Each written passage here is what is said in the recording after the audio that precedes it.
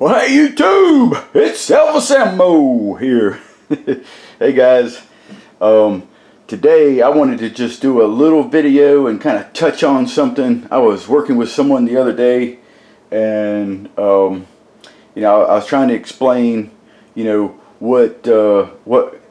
to have consistency. What does your mojo have to do? What does your cadence have to do in everything that you do in reloading? Now, some of you guys know exactly what I'm talking about, and others of you are, maybe newer to this, and you're still trying to figure out what your mojo is.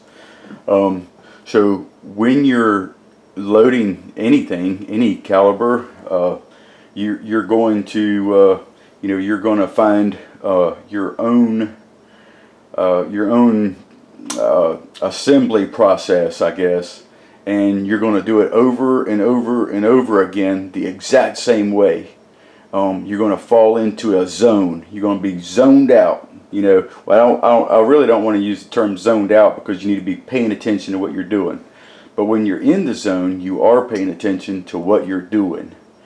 And I'm going to be doing some videos on this bullet right here, and I've been loading some of this stuff and just trying to figure out what works, what don't. This is a Hornady full metal jacket boat tail, and it's a 62 grain bullet. So I'm playing around with this and trying to figure out some alternative powder loads and that kind of thing, some accuracy nodes. So I thought, after working with someone the other day when I was talking about MOJO and how to develop a system that is consistent over and over and over again, it's so important to this process, no matter what you're loading.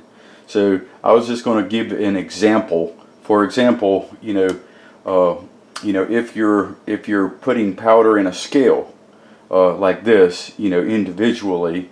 So whenever I'm developing a load and coming up with a ladder test and that kind of thing, I'm always trying to load as perfectly as I can, and that goes all the way down to whether you're this mojo works for you when you're prepping brass, whether you're putting your primers in, you're doing the same thing over and over, the same amount of pressure kind of thing. And when you get into that mojo, that zone, you feel everything exactly.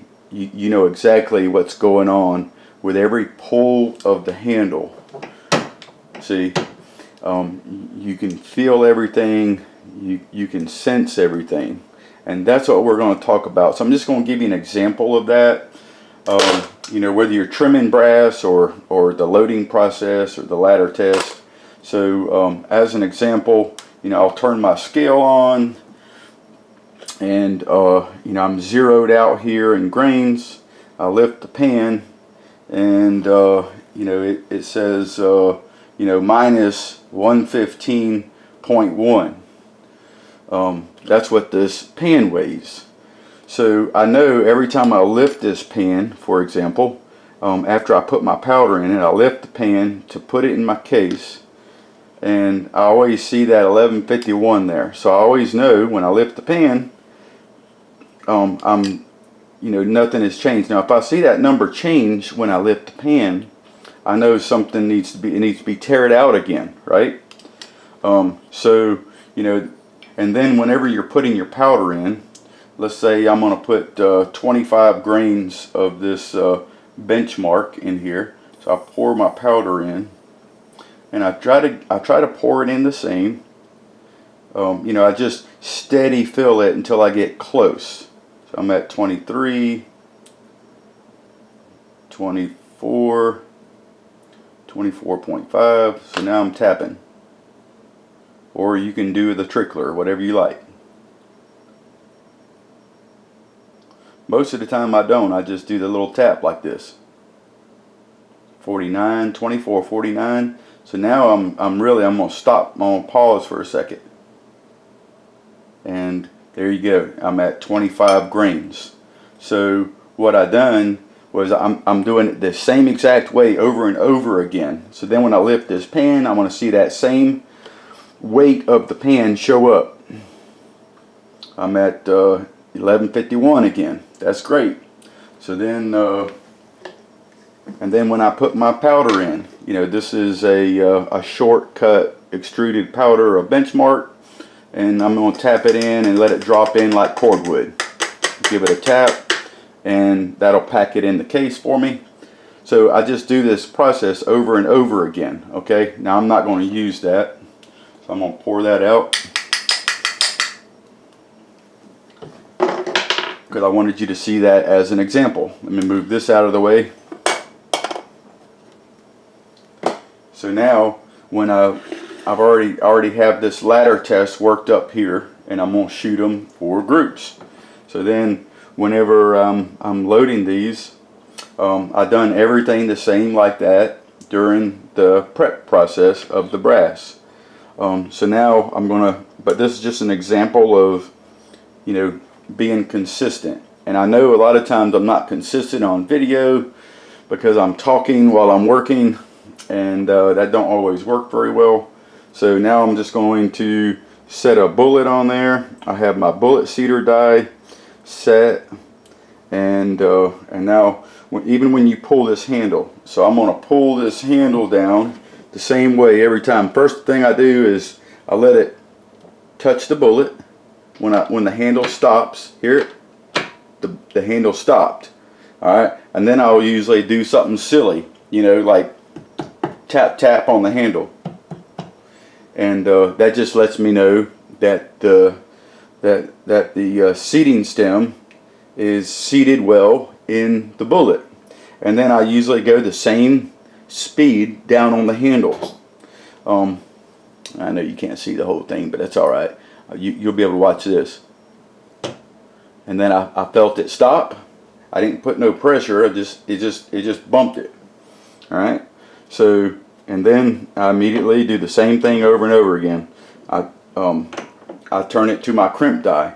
Now when I'm shooting this kind of ammo in an AR platform or a semi-auto platform, I like a generous crimp. Now I know you can't see the crimp real well on there, but I apply a good bit of pressure.